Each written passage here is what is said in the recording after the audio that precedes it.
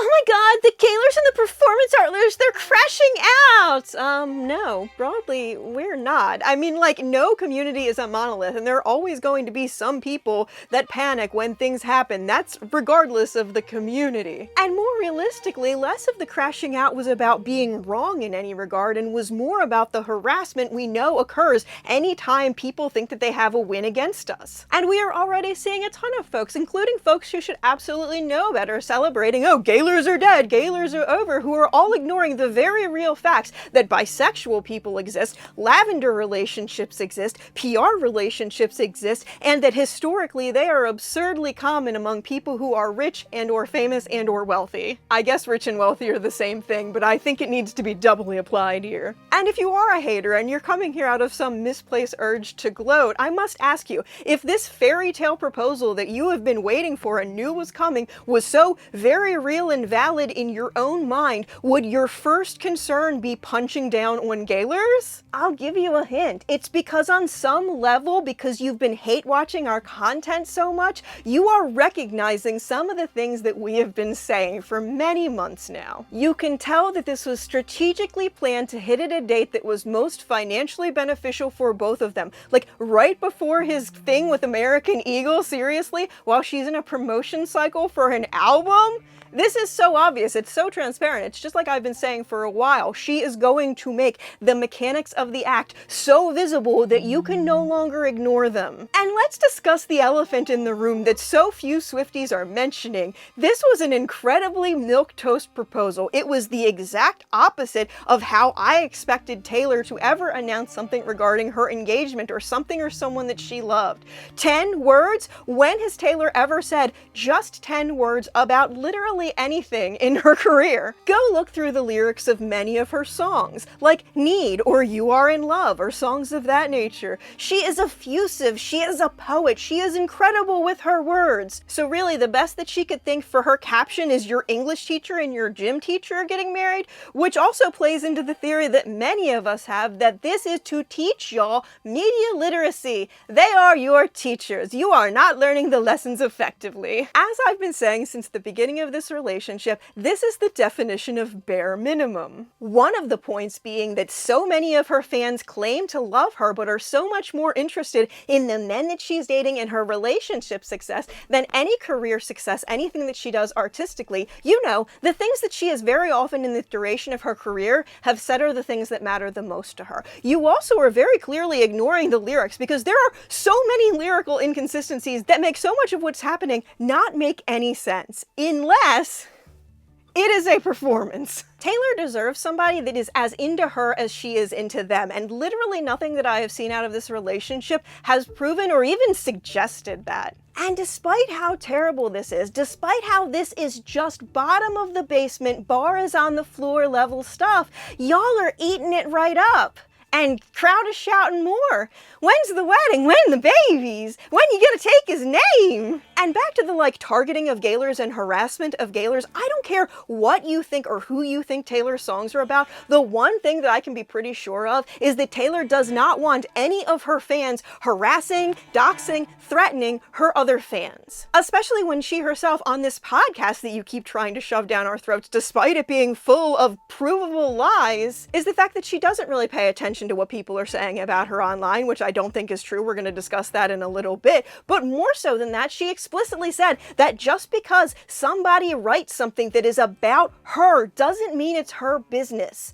Like, she has displayed nothing in recent years to suggest that your white knight defense of her is justified or warranted or desired. She also said in that podcast that you didn't process or listen to because you don't have media literacy skills, that what you spend your time in, that is your life. If you are spending all of your time haunting Gaylor spaces, harassing Gaylor creators, hate commenting on all of our stuff, your life is dedicated to Gaylor in a way that frequently defies what our lives are even dedicated to. Like, that's the hysterical thing to me, truly, is that y'all want to make us out to be the crazy obsessed ones, but we are engaging with art that we love in a way that we are trying to listen to what the creator of that art is saying, and we're looking at the lyrics like she keeps saying. Meanwhile, y'all are circle jerking around us. Oh, Taylor's mad, she never said that. No! You are the ones living in a fantasy world. You are the ones in denial. And the reason that you are consistently pointing to us as the crazy ones, consistently pointing to us as the ones in denial, is because so much of your identities and so much of how you spend your time online is on hating us. And the moment that Taylor executes the plan that we have been predicting for some time now, you have no identity left. Hating Gaylors is not some predominant belief held by the large majority of the fandom. It is a belief that is held by a small group of individuals who are very loud and are very good at using social media and algorithms to try and make themselves look like a larger minority than they actually are. Especially when Taylor does things to get outside eyes on her, you know, people that aren't deeply entrenched on one camp or another. There are so frequently people that are like, wow, I just started listening to her music and I'm looking through all of these lyrics and like, these songs are about men? Like, really? Like, there's so many gay references in here. Weird. Her gayest songs use self-inclusionary pronouns like me and I. So, wait, doesn't that include her? But you would need media literacy to actually know these things. But back to this idea about how so many of us are crashing out because there's no proof to anything that we say and we're so far in Delusionville. Show business has historically been predominated by a ton of queer people. And a lot of those queer people have concealed their identities such that they could have a safer career, such that they could make more money, and that they could have the opportunities in their career that they wanted. If there is anything that is common in show business and the recording industry and in the film industry, it is pretending to be somebody you're not, putting on a persona for the public so that you can make the rich people signing your contracts the maximum amount of money so that they want to give you the best opportunities. The idea that lavender relationships or PR relationships are rare or uncommon or unheard of is not based in any demonstrable fact. And if you are making arguments to that effect, the only thing that you are demonstrating is that you do not have a lot of media literacy and that you do not know anything about how show business as a whole has operated and continues to operate. Go read about Lance Bass coming out, or Elliot Page coming out, or Kristen Stewart coming out. Go read about how many of them were either explicitly forced to stay in the closet or knew that if they came out of the closet that they wouldn't have as good of opportunities. See how many of them talk about dating closeted celebrities in the industry, people that are still closeted today. See how many of them talk about PR relationships and lavender relationships being pushed upon them as a solution to hide their queerness from their fans. See how many of them suffered severe career penalties from coming out. It is basically everyone. If you sit down and you read a bunch of autobiographies written by queer people in the industry, you will find that the aforementioned scenario is basically universal, and Taylor is much larger than any of those folks ever was, so the stakes for her are a lot higher because the rich people that sign her contract stand to lose a lot of money if and when she comes out of the closet. Hell, since we've been talking about Elizabeth Taylor so much recently, look into her first marriage, which was set up by the studio system. There's a reason that Taylor points to the historical figures that she points to, and y'all never pay attention to it or never take the right messages. Everything in the industry comes back to money, which would be extremely evident if you paid attention to the fact that so very often when there's like a little blip in her relationship or what have you, it is because either Travis or Taylor has a new thing coming out. The Kelceys, all of the members of the Kelce family, including the parents, have made between tens and hundreds of millions of dollars out of the associated effects of being around Taylor's bubble. In the most recent New Heights, Jason was bragging about the fact that the numbers that Taylor was able to get for their show were unlike anything that they could ever possibly achieve again. There is nothing more common or more normal in showbiz than having a persona that is made for sale and having a private life on the side that may or may not resemble that, than going into relationships for PR to help boost a project or to help your reputation out when you get into a bad moment, and also lavender relationships and concealment of queerness because that is going to make the rich people less money and that is all they care about. So many of these celebrities and so many more have not had the careers that they should have had because of the fact that they came out of the closet and because the industry discriminated against them in the process. Now, we're going to discuss a little bit more about why she would want to do this and my thoughts about the engagement photo shoot after this, but let me do a brief introduction.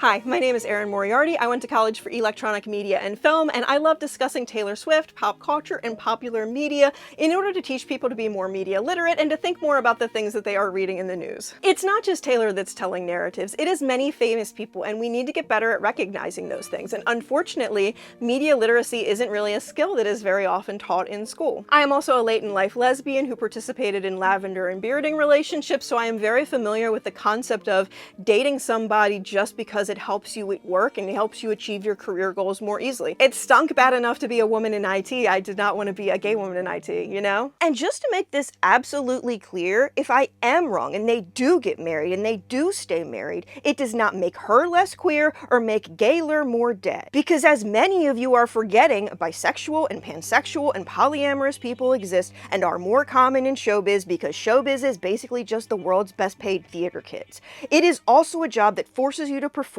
gender, which a lot of queer people have spent more time doing and thinking about than straight people. If I had to guess, I would say that bi and pan people probably make up a larger percentage of showbiz people than straight people do. Beyond that, once you don't need to marry for financial security, it really makes you rethink a lot of what you thought you needed in relationships. Admittedly, one of the reasons I'm most skeptical about Taylor is because there aren't that many benefits for Taylor for getting married. If she does get married, I really hope she has the most ironclad prenup ever, regardless of who she marries. Beyond that, marrying a man does not undo the decade plus that queer themes and imagery have been in Taylor's art. There are distinct themes in queer art, especially sapphic art, wanting to be more than friends, fearing that we have a secret or are living a lie and that everyone would reject us if they knew the real us, inventing fantasy worlds where we can be free, forbidden love, secret lovers, and exploring concepts through the perspective of an avatar that's a different gender are a few examples. Examples which have shown up in Taylor's art with increasing frequency as she seemingly becomes more comfortable and more empowered to share who she actually is. When you say someone's orientation doesn't matter, it cuts them off from their community and their community off from them. But also, more broadly, it is reducing queerness to the smallest possible element. If you think queer analysis is sick or perverted or insulting, I ask you to reflect on why you reduce queer people just to the bedroom elements. In addition, when someone is an artist and is telling their life story or perspectives in their art, and they have fans that analyze that artistic work for meaning, being unwilling to accept that the LGBTQ community can and will find and accept their own is also a harmful and reductionist way of seeing queer people. Also, beyond that, it is super common for the wives of rich men to have female lovers on the side. There is a reason why this is a huge trope in queer media. And I'm especially embarrassed for all of the Hetlors out there who use every piece of evidence that they can find and shove it in our faces as proof that Taylor isn't queer, and then an hour later cry about bisexual or pansexual erasure. That comes from a place of insecurity. When you have a lot of insecurity about your orientation and your place in the world, it very frequently causes you to lash out at your own community. No discourse dictates the level of abuse that Gaylor creators suffer, but it is especially unwarranted when people are merely suggesting that a song is about a girl. You cannot expect me to accept that we're the weird ones and we're the ones who are inappropriate when basically the entire internet tries to use us as a punching bag because they have uncomfortable feelings about the fact that some people are gay. Now let's discuss the narrative, shall we? Many of us have explicitly stated in our theory crafting that we were expecting an engagement or even maybe a short-term marriage a la Kim Kardashian, who made like $17 million out of being married for 72 days. The Bejeweled music video, actually all of the music videos for the Midnight's era foreshadow a lot of this, and the way it's able to foreshadow events that haven't even happened yet is because Taylor's writing the narrative. And the sooner you recognize so many things, all of the things that we see of Taylor, because we don't see Taylor going to the gym. We don't see Taylor in her sweats. We don't see her going to get coffee. When we see her, she is in a curated outfit. She is with specific people. It is specific dates and times. It is going to specific events. That is a curated persona. That is performance art. That is not just existence. That is trying to make a specific statement every time you're going out, a specific artistic statement. So because of this, because of Bejeweled, because we knew that there was going to be an engagement and there was going to be a ghosting, and I think it may even be something as extreme as they decide to plan a wedding, like a televised wedding or something like that, and she just ghosts him. Or maybe Travis's boyfriend Ross shows up instead, right? Because of that, because so many of our theories are contingent on Bejeweled is foreshadowing what is to happen in the real world. We knew there had to be an engagement. We didn't know whether or not she was going to say yes. We've gone back and forth about that for a while, but we knew an engagement was coming. Only the Gaylors that are incredibly disengaged from like the current level of thinking and are so in their own butts about a particular muse got wigged out about the fact that there was an engagement. We've been predicting this engagement for weeks, but especially because this engagement is coming in the showgirl era, an era where many of us were predicting that this was going to be a spotlight on the artifice, on the fakery, on all of the performance that goes on in show business. Because all the wisest women, so many of the figures that Taylor is consistently referring back to had some level of public persona and some level of private persona. Taylor very frequently fragments herself into pieces of herself or different versions of herself in her music videos, which is additional evidence that Taylor is taking it that way as well. I have been saying for a while that TNT is a narrative that Taylor is telling, a story that she is writing, a parable that she is actively living through, so that not only can she work at breaking apart some of the systems of oppression in place, which is something we call blender theory. I don't want to go on a detour now, but if y'all are more interested in it, I guess I could do a blender video one of these days.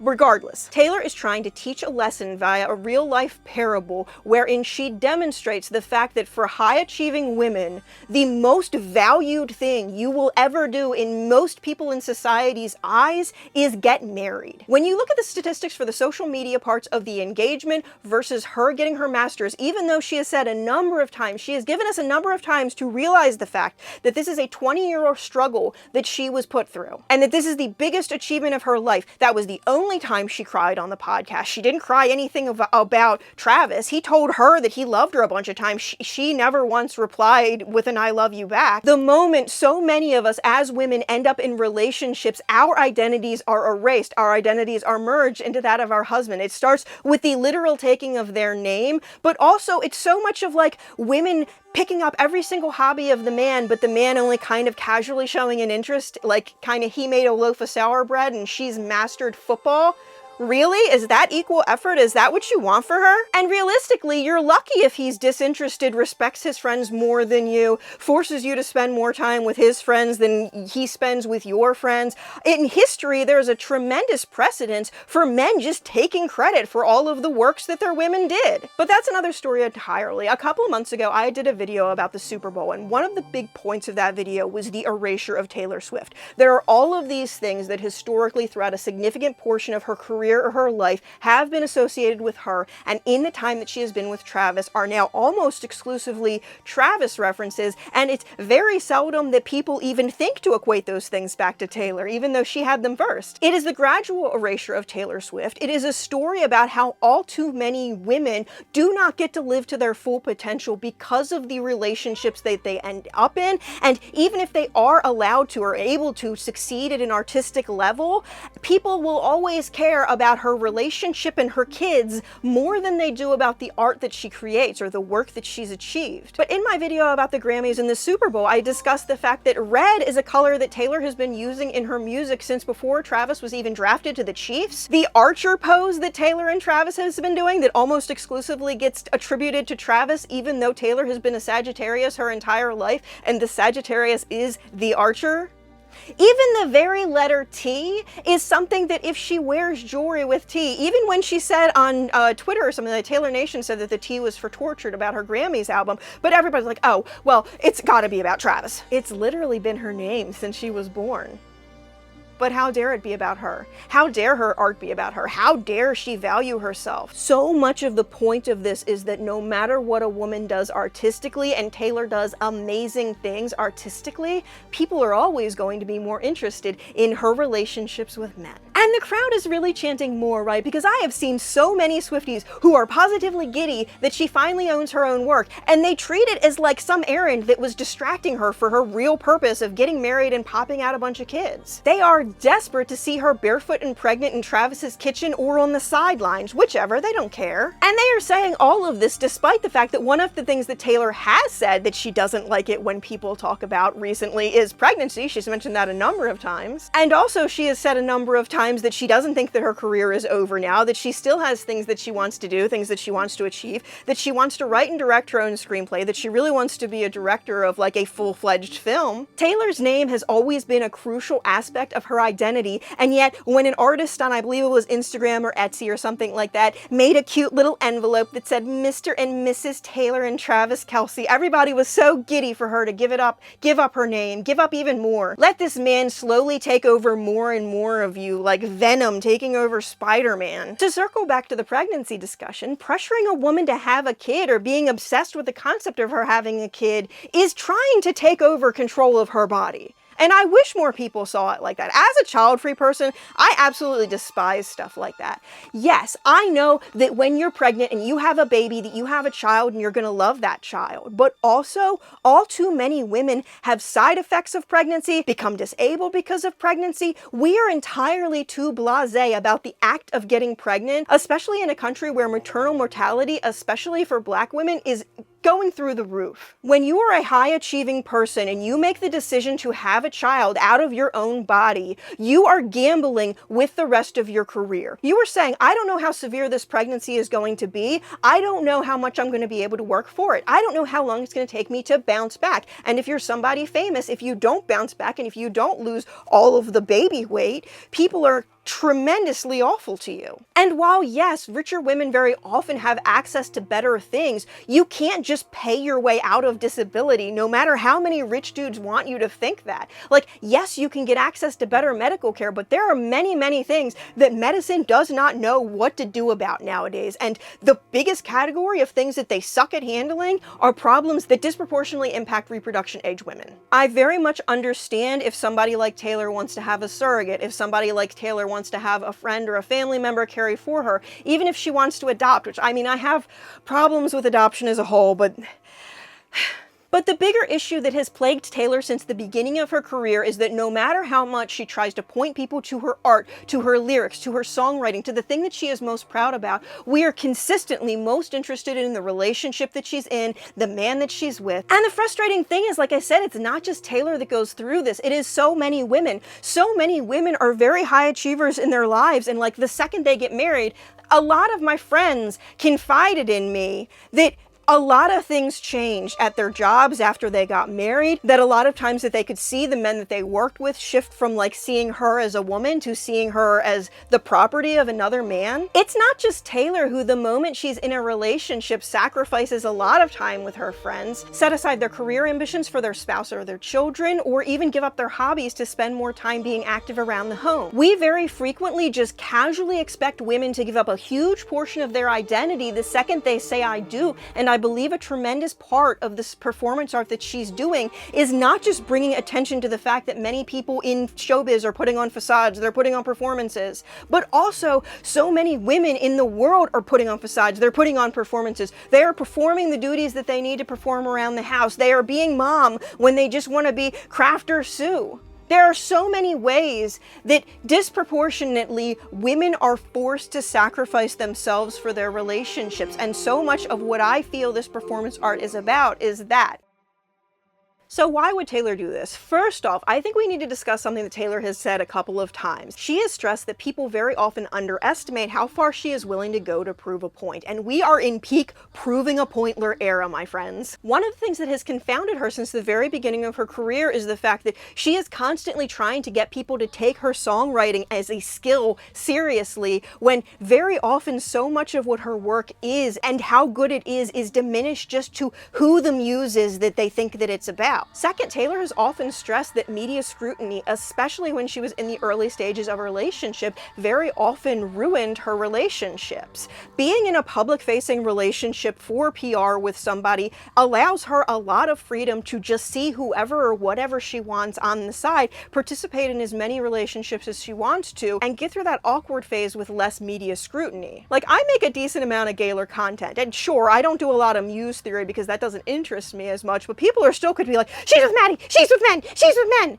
It's like if she holds a hand with a guy twice a month, everybody's like, oh, she couldn't possibly be cheating on this guy. She couldn't possibly have another partner. There couldn't possibly be anything else going on, even though she has that song. What is that song? Illicit affairs and clandestine meetings and long you stay. I'm sure that's nothing. I'm sure that doesn't mean anything at all. She has stressed a number of times how if something matters to her, she has to keep it secret, keep it safe, right? And realistically, once you're in your mid-30s, most of the perspectives that you have on dating are based on experience. Like, if you know you need to have that privacy at the beginning of your relationship, you're not going to suddenly change it up in your mid-30s unless you're the victim of narcissistic control and manipulation. Which, either way, like, I promise you, if your like mid-30s age friends just completely change what they want to date overnight, and like there's not some process of them coming towards you and being like, wow, you know, I was so wrong, I thought this, but it was actually that, there is something nefarious going on, my friends. Also, like I said at the top, everybody involved in this process is making tens, if not hundreds of millions of dollars. If someone came up to you and said, hey, for a couple of $100 million, you just have to go out with this person in public every 2 weeks or so and maybe kiss them a couple of times, and you know, every once in a while mention your boyfriend. You don't have to do it too often. Like, if I went up to literally any of you right now and said, I will give you life-altering amounts of money if you just play pretend with a guy every once in a while, I think the large majority of people would do it. I think a lot of people would. And a lot of people are like, well, why would Kylie Kelsey go along with this? Because she knows that her husband is probably making tens of millions of dollars and that they're never going to have to worry about their future, and their children are never going to have to worry about their future. That's why they don't mind having their kids around Taylor Swift, because Taylor Swift's bankroll and the Taylor Swift effect, the economic epicenter that is being close to Taylor Swift, and the profit that you make out of it is going to keep everyone in the Kelsey family safe and secure for a couple of generations, probably at least. Think about how many decently big football players have retired and then kind of just disappeared. And then you find out that their manager stole a bunch of their money and now they're shilling stuff on Home Shopping Network because they have to pay from all of their medical expenses that they have for playing football as long as they did. Now imagine that you're the Kelsey brothers and you know that it's really a crapshoot over whether or not you are going to succeed long term after you retire from the NFL.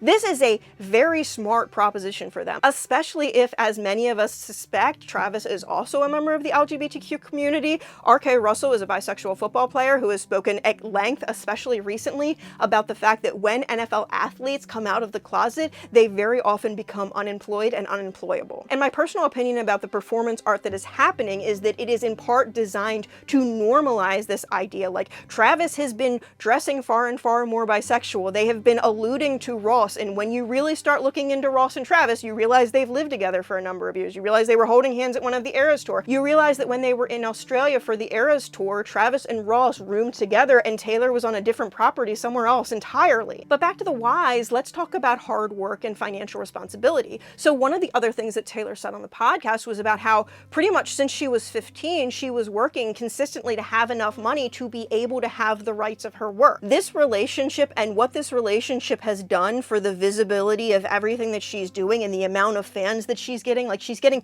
so many new fans who are streaming her music, who are buying her merch, who are doing all of the things out of this relationship because they are gradually learning more about her because everyone is talking about it. It is unavoidable. Like, you're just becoming a Swiftie via osmosis at this point. Taylor worked her butt off for like 15 years and then she realized that realistically one of the best ways that she could possibly earn the money that she was going to need to purchase back her rights entirely for herself would be to write a narrative with somebody else, write the fairy tale love story that people are going to buy into. So yes, I absolutely think if the cost of the thing that she has wanted the most for 20 years was pretending to date Travis Kelce for a few years, yeah, I would absolutely go for that. Beyond that, no matter what Taylor does, people are always more interested in the story of her relationships than they are about anything that she's saying about herself and her family, things of that nature in her songs. The songs that are most explicitly about herself, the songs that people can't connect to a male muse easily, those are always the songs that are like the deep cuts or the bad songs because people don't understand them. And I think Taylor tried to fight against that, tried to make those songs more and more interesting throughout all of her career, but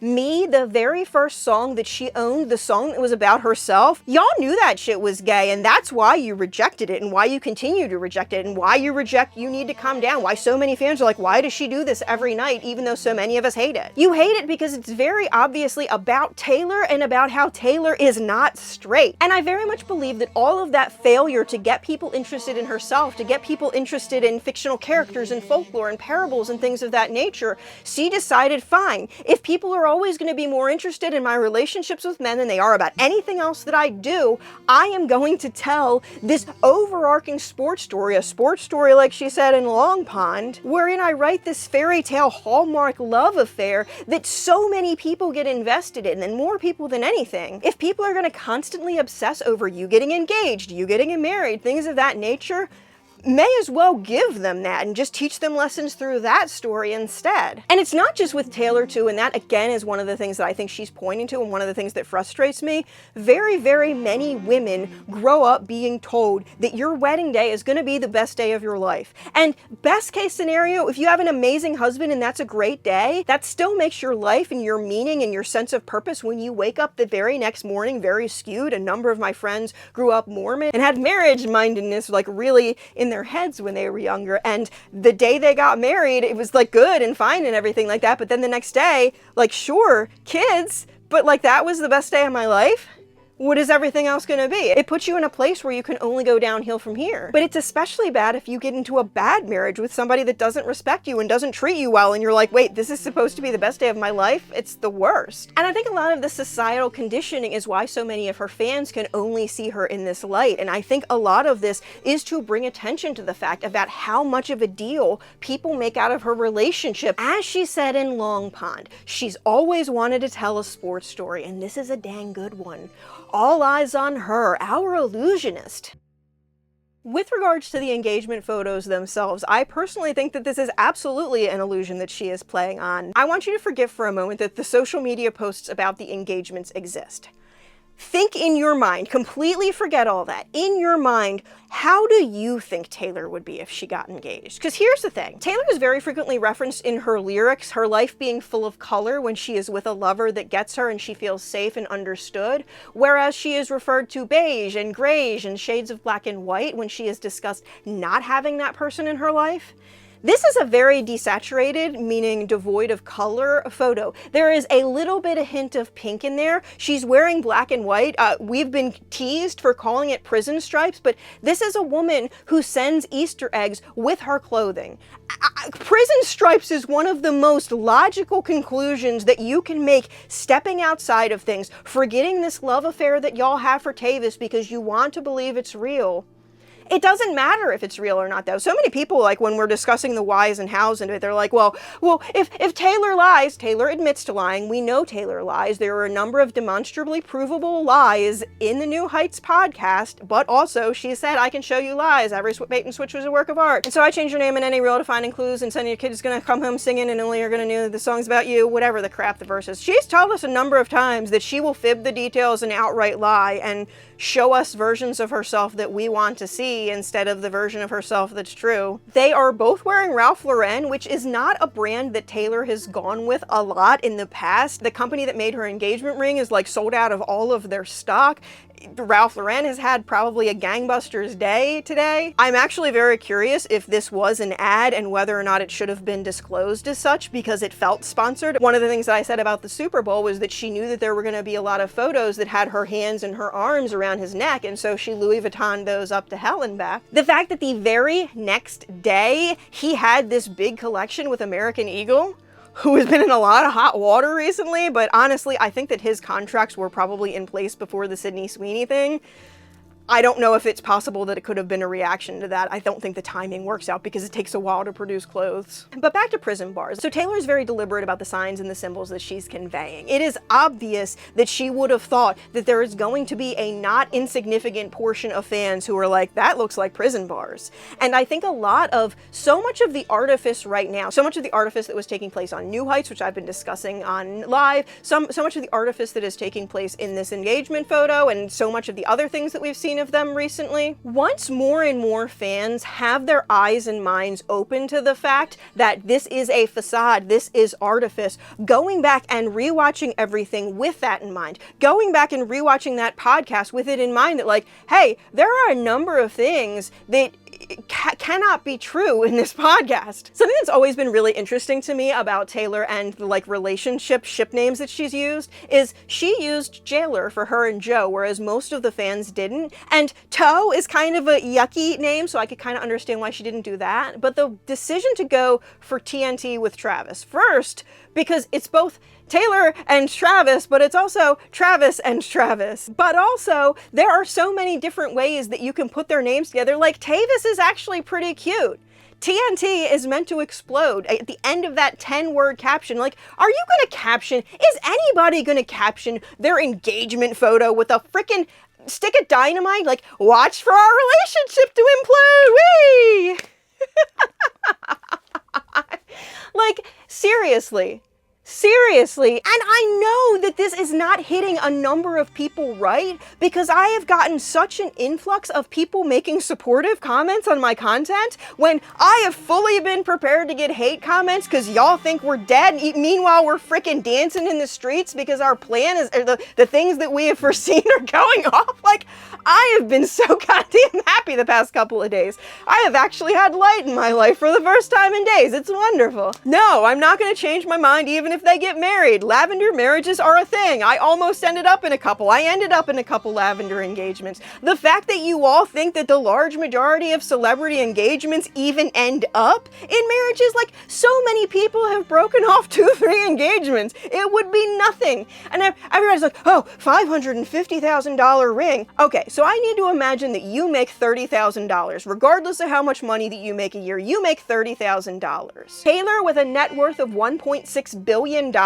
spending $550,000 on a ring that is going to appreciate in value because of its association with her, is the equivalent of you spending $10. It is nothing. It is a flash in the pan. They easily have made more than $550,000 just in the past 24 hours over people getting excited about the album and purchasing extra copies and purchasing his American Eagle catalog collection.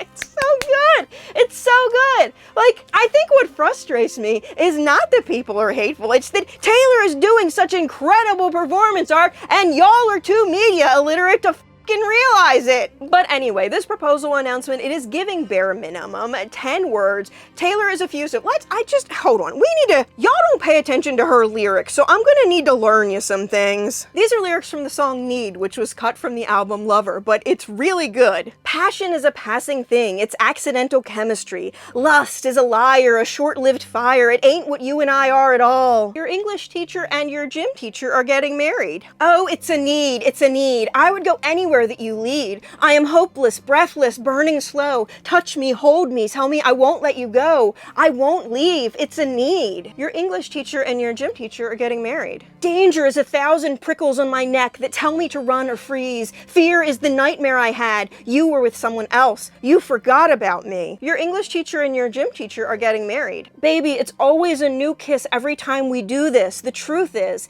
it's essential to me that you love me more than wishing, longing.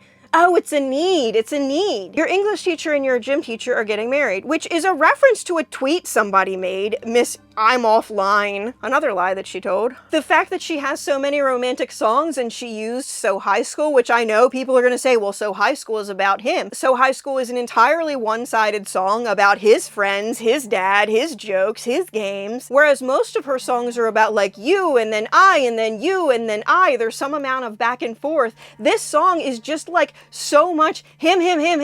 What 35-year-old woman likes playing a little bit of undershirt feel up when his friends are in the room and y'all are playing Grand Theft Auto? I mentioned the desaturated photos already. I would fully expect these to be incredibly beautiful. With the fact that she has like 47 different covers of her album and she has like 150 pictures taken of her for every album cycle, the idea that they would minimize it down to just 5 of 5 pictures. There's the fact that this bears such a strong resemblance to Bejeweled. There's the fact that it's really cheaply made. Like, you can see so much of the metal pole. I don't understand why they didn't try to do the flowers better. These are people that have a lot of money. If you cared about it, you would put in the time to do it right. Like, Taylor is a consummate artist. These are crap. As a photographer, these are not good photos. These are good Easter eggs to parts of her career, but I personally would not have shot Taylor Swift's engagement in any level like this. There would be a lot more color, there would be a lot more focus on her looking happy, there would be a lot, really? Also, something that I find exceptionally weird is the fact that Taylor didn't credit the photographer, and Taylor is ordinarily incredibly good about crediting the photographer for every single photo that she posts, even the ones that are posted by the photographers that are on her payroll and that I don't technically think she legally needs to. She's always really good about that. So it's surprising to me that she doesn't tag the person who took the photographs. Even if it's a friend or a family member or what have you, like, it doesn't make sense not to credit it, and that is very weird to me. This was thrown together by a Hollywood set dresser in like 30 minutes. They went on, they took their pictures, they're sitting back kikiing, laughing as the world burns, as every brand in existence talks about them, as everything that they're associated with sells out. And so many people are missing the point. I think a lot of what Taylor is doing right now is flexing the immense amount of both economic and also attention economy control that she can just bring into play. Like, so many people are not shopping right now, but they will consistently for Taylor. Meanwhile, she is using having the largest platform that she has ever had in her life to advocate for artists' rights, when she has a lot of people who wouldn't necessarily know or care how the music industry works listening, and they can start advocating for their artists as well. Like, if the consumers of the music do not let the record companies get away with harming their clients, and if Taylor continues to bring attention to just how much people are having to do so rich people in Hollywood can continue to get richer. Like, I understand why Taylor wants to be the rich person in Hollywood who is finally getting richer. Like, she was not making nearly as much money because of the type of contracts that she was in and the type of rights that she had. Like, the amount of money that she's making now, and especially because of this narrative that she's telling, this parable that is hopefully going to be about how women get erased. I ultimately think that this is going to end in some level of documentary, maybe even a mini-series. As she has been saying about this sports story that she wants to tell, it is absolutely a big aspect of this. If you're familiar with blender theory, I think a big part of this is Travis being the person that breaks the blender and makes it normal for queer people to exist in the NFL, Taylor being the person who breaks the blender on the country/pop music side of things. And obviously that's not going to make people equal like right away, but I do think that much like Germany and Mass Coming Out and things of that nature, especially because of the fact that it seems like Taylor is working with a lot of artists, like she is obviously mentoring a number of artists, a lot of those artists are coming out as queer or making it more obvious that they're queer. I think Sabrina Carpenter is doing very similar performance art to what Taylor is doing. I think she's just doing it in a little bit more obvious way. Like, her relationship basically lasted 1 year to the day, and then the very next day her Christmas Netflix special came out. So seriously, if you just had to be seen in public with somebody a couple of times each month, maybe kiss them, maybe pretend that you like them for every once in a while, and you make tens, if not hundreds of millions of dollars, you would do it too. Especially if you know that it's one of the only ways that you are going to achieve the ownership of your life's work, something that has been valuable to you since you were a child. I stayed in the closet for 20 years to achieve childhood dreams, so it is not in any stretch of the imagination for me weird or a stretch for people to do that. I know a number of people that have also been in that. A number of Gaylors are Gaylors because they were in the closet or they were in a lavender relationship. These experiences are oh so common. Like I've said a number of times on my channel, throughout Hollywood, a significant portion of Hollywood has always been queer and has always been largely closeted until the end of their career, if not the point when they passed. A lot of people were only aware that they're queer, like Whitney Houston. Whitney Houston is a really good example, and I think she's also one of the most jarring examples because a number of people directly close to her, including Bobby Brown, believe that if she would have been allowed to continue to be with her girlfriend, that she would probably still be alive today. I have been kind of flippant about the fact that keeping up an act like this is often very difficult for people, very taxing. Like, yes, a lot of things that we do for money put a stress on our body. That, like, we are all selling our bodies for some element of money, regardless of what level of work we do. Like, when I was sitting at a desk for 20 years in IT, that had an impact on me. An impact that I was not adequately compensated for. And I very much understand what Taylor and Travis are trying to do in defying this idea that artists shouldn't own their work, and also defying this idea that queerness in the NFL is like not a thing, or only a couple people. Like, there have been surveys that have found that there are like between 1 and 2 gay people on each NFL team. The one thing I'm not certain on is time frame. I think because Showgirl has been such a like exposed, if you know what I mean, album so far, that a lot of this like ramping up of the seriousness of their relationship is so she doesn't get branded a hoe. Because it's okay if you're like with a man and that man allows you to show off the trophy that he has, but if you're just a woman that's executing the right to display her body for artistic reasons, you're a whore. But regardless, I'm gonna try and keep this to a decent length so I can get it out while people still care about it. I've been Erin Moriarty. I love talking about media. I love talking about gay stuff. I love talking about performance art and PR and all things of that nature. If you want your mind more open when you look at the media that you are consuming, please do be sure to give me a like, comment, or subscription. That is kind of my mission here. I very much think that it is Taylor's mission too. I think she is bringing more and more attention to things, but I think part of how she intends to teach her lesson is by understanding that we are a community, that a lot of us make and consume content about Taylor's art, and a lot of us get our impressions of Taylor's art based on videos that we see. So that is why I really wanted to take advantage of this kind of rage-baited situation and get people to actually maybe start seeing the light. My next video is going to be about how Taylor Swift is an unreliable narrator. I have kind of gotten into that a little bit with talking about her lying in this video, but that video was actually in editing, but this one's going out first because it needs to. All right, thank you so very much for watching. Bye! All right.